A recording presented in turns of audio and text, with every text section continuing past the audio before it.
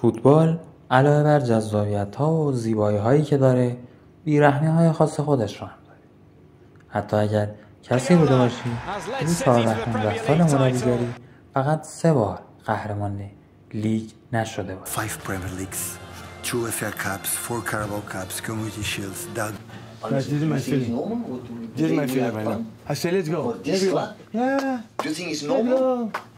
Let's The guys who go. travel, This guy. they Let's don't go. have money to pay that. همین چند روز پیش که قراردادش رو برای یه فصل دیگه تمدید کرد و این یه پیام داشت: من آماده چالشم برای عبور از این شرایط و تغییر اوضاع.